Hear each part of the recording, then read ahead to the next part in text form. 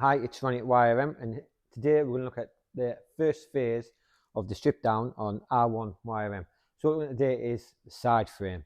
So to get the side frame out, front doors come out, second row door come out. On your B post, we're taking the interior trim out round here. In the back, taking the trim out around the back of here to give you access to your seatbelt reinforcement bracket. Just make it easy coming out. Then obviously we've got the wheel arch spat to come out, extension panel, aluminium outer sill. Then your bolts for your seat post to your front and rear tub. Then your rivets out down here, sill rail to floor plate. Round the back of here on your kick panel, we're taking the fixings out where it bolts onto your B post. We've also taken these fixings out here where it goes into your outer body mount, just to give you a bit more movement. Round at the front here, again, fixings out along your seat box end and your B post. Along your sill rail, floor plate and the sill rail. Then down here you've got a stud plate that comes out from your door pillar foot. That's come out. So here we've got a little Tippy Tappy Mallet. So a little Tippy Tappy is going to tippy tappy all your sill rail and B post. So what it is, if you haven't got gaskets between it, it's similar metals. Obviously we put gaskets in here. Over time the two parts can combined. So what we're going to do is tippy tappy your sill rail loose. So when you come to take it out, everything's nice and free. There's nothing snagging.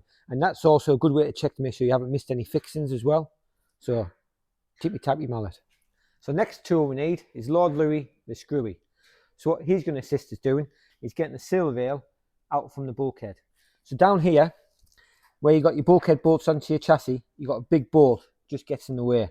So we're going to use Lord Lewie the Screwie as a prise it out. So we're going to put that in there just to pull it out, and that's going to give us access to get the sill rail out.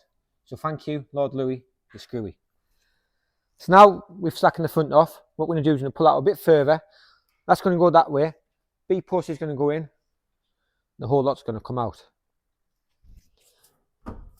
So that's out.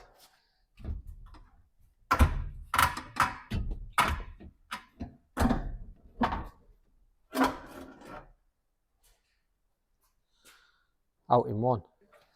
So there's a few different options for repairing your side frame. So you can either keep your old one and repair it in situ. So we can supply just a sill rail on its own. We can supply the C post. A couple of different options. So you can just buy 45-degree section, or you can buy the full C post, 45-degree and the vertical, all weld together. So then it's just weld onto your sill rail. So your B post, this is originally spot weld to your sill rail. So there's a couple of options there. We can supply the full B post, or we can supply a repair section of the B post where it just stops this curvature here on the outside.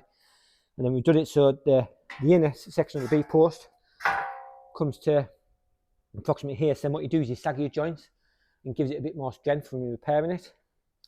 Or then you've got the full side frame unassembled. So you can buy all three components unassembled, so you can assemble it yourself. Or you can buy the fully assembled unit, either mill finish or hot dip galvanized, just to assemble as a one piece, as we're going to show you now. So now we're going to fit the full side frame in one. So what you want to do first, feed your C post in. What there is, this angle here, you need to feed it between this gap here, so don't let it go past there. So that goes in there like that. Next you want to push your B post in over. The next,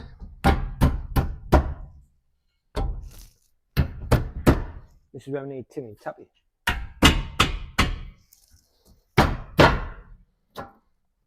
And we're in. So next what we need to do, bolt the B post to the roof, bolt the C post in here, and rivet on, kick panel in, onto your seat box ends, floor plates, and then it's ready to start off and the doors back in place.